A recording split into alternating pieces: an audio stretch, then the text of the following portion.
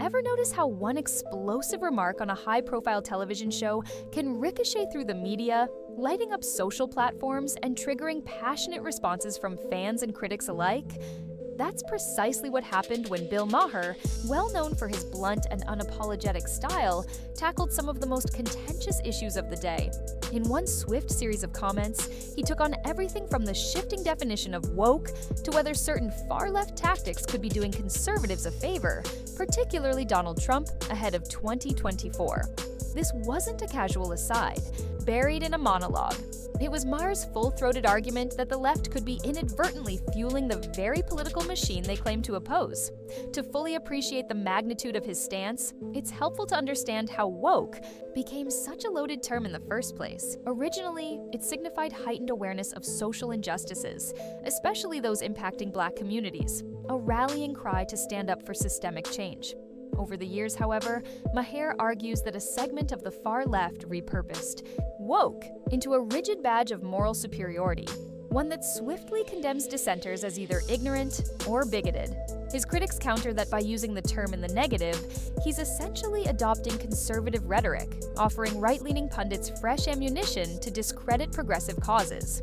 Maher's response? He's just being honest, calling it as he sees it, regardless of which political bloc finds it convenient. The tension only escalated when Maher shifted his gaze to the looming 2024 election, asserting that elements of the far left might be nudging mainstream voters into the arms of Donald Trump.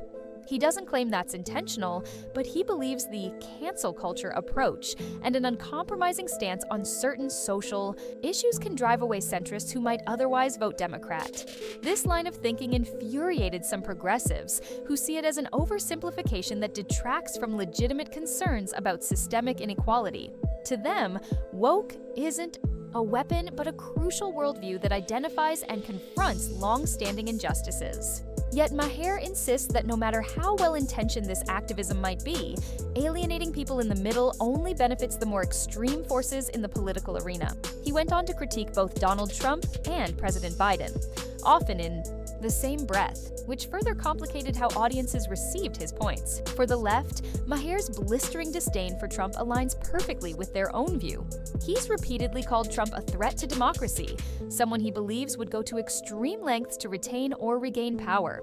Maher has, for years, maintained that Trump would never truly concede an election he loses, and after the events following 2020, many felt his prediction was vindicated. At the same time, Maher trained his sights on Biden, arguing that despite the president's achievements, public perception is shaped by how Biden presents. In other words, his age and physical stamina might overshadow whatever policy wins he racks up. The reaction among Democrats was stark.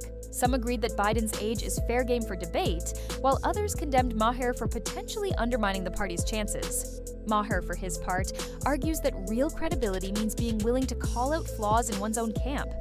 His commentary became even more incendiary when the conversation veered toward the Israel-Hamas conflict, an issue so intense that even small remarks can ignite controversy. Maher didn't tiptoe around the subject. He labeled Hamas a terrorist group determined to wipe Israel off the map, insisting that this makes standard policy debates meaningless when one side actively embraces the other's destruction. Critics were quick to respond, pointing to the vast number of civilian casualties in Gaza and the region's decades-long complexities that can't be reduced to a simple blame game.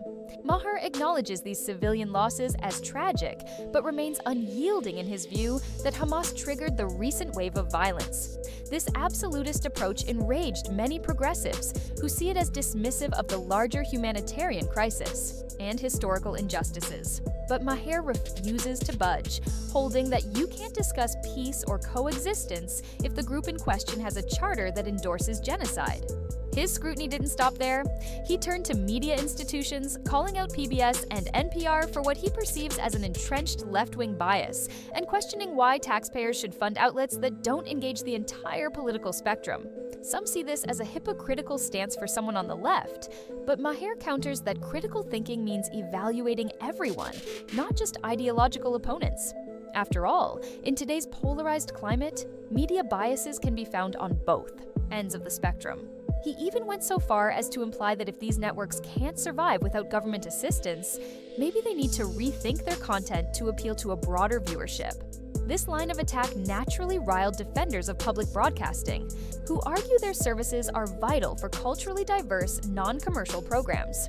In one of his most controversial comparisons, Maher aligned President Biden's predicament with the late Justice Ruth Bader Ginsburg's decision to remain on the Supreme Court despite her deteriorating health. Maher highlights how Ginsburg's refusal to retire during President Obama's administration eventually opened the door to more conservative judges on the bench.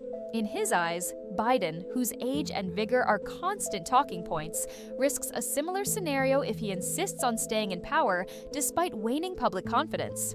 The parallel struck a nerve among liberals, some of whom saw it as disrespectful to Ginsburg's legacy.